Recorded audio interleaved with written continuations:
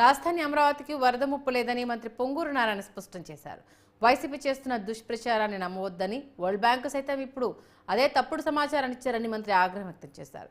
జగన్ పాలనలో అమరావతి అభివృద్ధి కాకుండా అడ్డుకున్నారని గుర్తు చేశారు.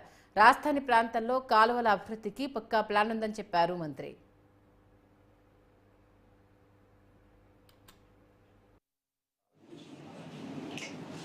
ఈ విజయవాడ నగరంలో 32 డివిజన్లు పక్కన కొన్ని విలేజెస్ యాక్చువల్గా నీటిలో మెర్జ్ కావటం, ఎంతోమంది ప్రజలు సఫర్ అయ్యారు.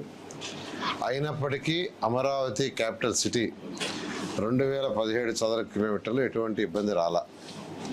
అయితే గతంలో వైఎస్ఆర్సీ ప్రభుత్వం ఇదంతా మునిగిపోతుంది, ఇక్కడ రాజధాని కట్టడానికి లేదు, ఈ రాజధానికి పనికిరాదని ప్రచారం చేశారు. వరల్డ్ బ్యాంక్ కూడా యాక్చువల్గా వాళ్ళు నెగిటివ్గా ఇచ్చారు, ఇది పనికిరాదని.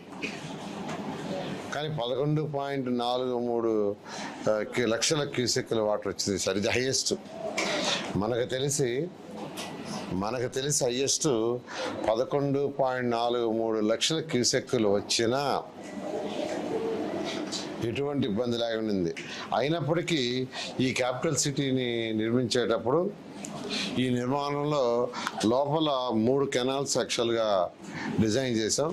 కొండవీటి వాగు, పాలవాగు, గ్రావిటీ కెనాల్, మొత్తం 3 కెనాల్స్ని యాక్చువల్గా అక్కడ డిజైన్ చేసాం. ఈరోజు దానికి సంబంధించిన ఏడీసీ మన యొక్క అమరావతి డెవలప్మెంట్ కార్పొరేషను చైర్మన్ ప్రభుత్వం మరియు మిగతా అధికారులతో యాక్చువల్గా వీటి మీద డిస్కస్ చేశాను. నెక్స్ట్ రైనీ సీజన్ కల్లా ఈ 3 కంప్లీట్ కావాలనే దాంతో యాక్చువల్గా వాడితే ఈరోజు